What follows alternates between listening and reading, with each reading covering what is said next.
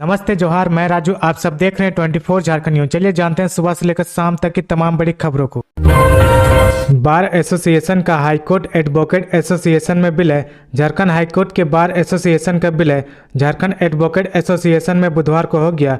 अधिवक्ता शिकायत निवारण कमेटी के जस्टिस आर मुखोपाध्याय व जस्टिस अंबुजनाथ की अध्यक्षता में एडवोकेट एसोसिएशन और बार एसोसिएशन के सदस्यों संग हुई बैठक में इस पर मुहर लगाई गई है। अब हाईकोर्ट में सिर्फ एडवोकेट एसोसिएशन रहेगा। बार एसोसिएशन के सदस्य संपत्ति व खाते में जमा राशि एडवोकेट एसोसिएशन को दे दी जाएगी।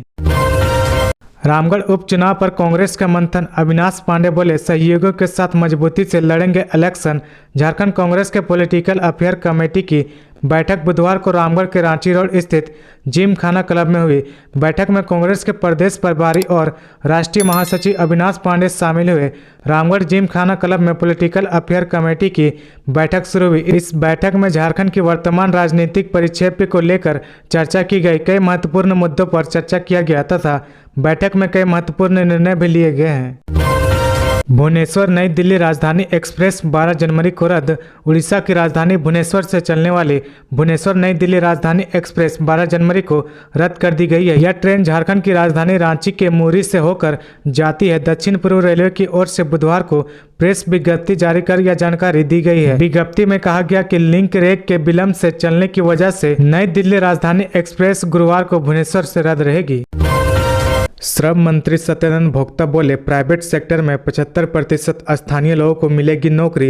राजधानी रांची में झारखंड राज्य निजी क्षेत्र में स्थानीय उम्मीदवारों के नियोजन अधिनियम 2021 एवं नियोजन नियमावली 2022 विषय पर कार्यशाला का आयोजन हुआ। इस कार्यशाला में शिरकत करते हुए राज्य के श्रम मंत्री सत्यानंद भोक्ता ने कहा कि प्राइवेट सेक्टर में 75% नौकरी स्थानीय को देने की नीति का अब सख्ती से पालन होगा। इस मौके पर कई युवक युवतियों को श्रम मंत्री ने नियुक्ति पत्र भी सौंपा। श्रम मंत्री ने कहा कि स्थानीय लोगों को निजी क्षेत्र में रोजगार उपलब्ध कराना सरकार की प्राथमिकता है। इसी के तहत सरकार ने निजी क्षेत्र में उद्यमियों के स्थानीय लोगों के लिए नियोजन अधिनियम 2021 एवं नियोजन नियमावली 2022 का प्रावधान किया है। इसका उद्देश्य झारखंड के विकास में कदम ताल मिला रहे निजी क्षेत्र में स्थानीय लोगों की भागीदारी सुनिश्चित करना है। शिबू सोरेन के जन्मदिन पर झारखंड के पत्रकारों को हेमंत सरकार की सौगात, मिलेगा स्वास्थ्य बीमा योजना का लाभ।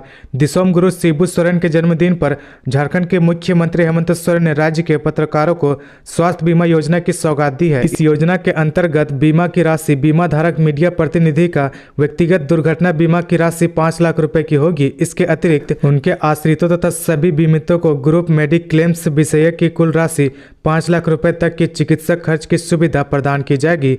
यह बीमा योजना 1 वर्ष के लिए मान्य होगा और साथ ही इसमें प्रति वर्ष नवीनीकरण का भी प्रावधान होगा। इसके लिए 25 जनवरी तक झारखंड के पत्रकारों को आवेदन करना होगा। नियोजन नीति में राज्य सरकार ने किया बड़ा बदलाव। अब राज्य में नौकरी के लिए यहीं के संस्थान से 10वीं 12वीं करना जरूरी नहीं।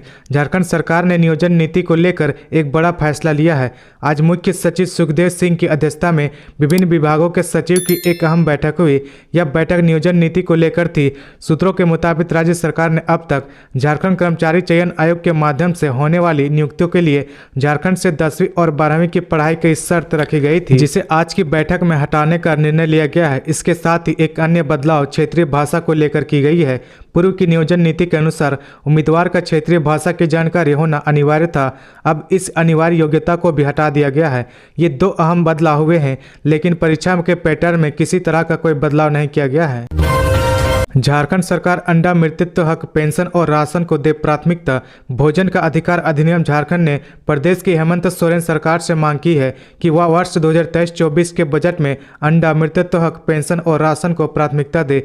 बुधवार को राजधानी रांची में आयोजित प्रेस कॉन्फ्रेंस में इस संस्था ने कहा कि झारखंड में कुपोषण की खतरनाक स्थिति को दूर करने के लिए यह जरूरी है। भोजन का अभियान झारखंड ने कहा कि राज्य से कुपोषण को खत्म करने के लिए सरकार को मध्याह्न भोजन और आंगनबाड़ी केंद्रों में हर दिन बच्चों को अंडा देना चाहिए। संस्था की ओर से कहा गया कि सरकारी स्कूलों में सप्ताह में 5 दिन अंडे और आंगनबाड़ी केंद्रों में सप्ताह में 6 दिन अंडे देने का वादा झारखंड की हेमंत सोरेन सरकार ने बार बार किया है, लेकिन आज तक उन वादों को पूरा नहीं किया गया है। बाघमारा विधायक ठुल्लू महतो की पत्नी ने लगाए गंभीर आरोप, कहा मेरे पति को जेल में जान का खतरा। धनबाद के बाघमारा के विधायक ठुल्लू महतो की पत्नी सावित्री देवी ने गंभीर आरोप लगाते हुए कहा कि धनबाद मंडल कारा में बंद उनके पति को जान का खतरा है। उन्हें कोलाइटिस की बीमारी है, इलाज के लिए बाहर जाने वाले थे, लेकिन कानून का सम्मान करते हुए स्थानीय कोर्ट में सरेंडर किया, लेकिन जेल में उनका उपचार नहीं हो रहा है। झारखंड में पुलिस नक्सली मुठभेड़ में 6 जवान घायल, पुलिस का दावा माओवादियों को हुआ है भारी नुकसान। झारखंड में पुलिस बलों की नक्सलियों के साथ मुठभेड़ हो गई, इसमें पुलिस बल के 6 जवान घायल हो गए।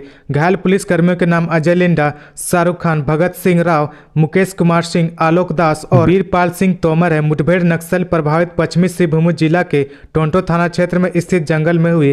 पुलिस का दावा है कि माओवादियों को भारी नुकसान हुआ है।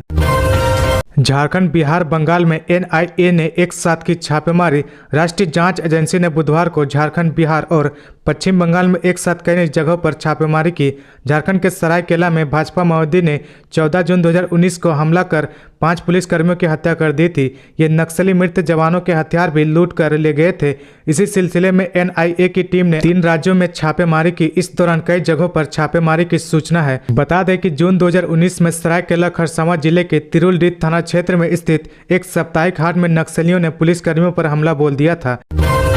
झारखंड में 3 दिन राहत देने के बाद फिर सताएगी सर्द हवा। झारखंड में गुरुवार से सुबह की कनकनी से राहत मिलेगी। अगले 3 दिनों के दौरान न्यूनतम तापमान में 3 से 4 डिग्री तक की वृद्धि हो सकती है, लेकिन 15 जनवरी से झारखंड में फिर से सर्द हवा बहने लगेगी। सुबह का तापमान नीचे गिरेगा और ठंड बढ़ेगी। मौसम में यह बदलाव पश्चिमी विक्षोभ के कारण होगा। इसके प्रभाव से 14 जनवरी को राज्य में उत्तरी हिस्सों पर हल्के बादल भी छा सकते हैं।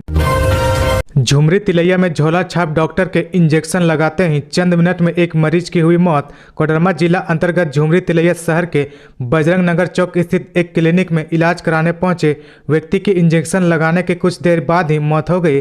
मृतक की पहचान 45 वर्षीय सफाईकर्मी संजय डोम पिता स्वर्गीय बाबूलाल डोम निवासी छठ तालाब के बगल बजरंग नगर के रूप में हुई है। आरोप है कि बजरंग नगर चौक पर द्विवेदी मेडिकल हॉल सह क्लिनिक चलाने वाले झोला छाप डॉक्टर सतीश प्रकाश द्विवेदी द्वारा गलत इलाज किए जाने की वजह से संजय की मौत हुई है। घटना के बाद परिजन और आक्रोशित लोगों ने बांजेडीह प्लांट जाने वाले गौशाला रोड को जाम कर दिया। करीब 3 घंटे बाद तिलैया पुलिस द्वारा समझाने बुझाने पर आक्रोशित लोग शांत हुए और जाम हटाया। पुलिस ने शव को कब्जे में लेकर पोस्टमार्टम के लिए सदर अस्पताल कोडरमा भेज दिया। इस घटना के बाद कथित झोला छाप डॉक्टर एसपी द्विवेदी क्लिनिक बंद कर फरार हैं।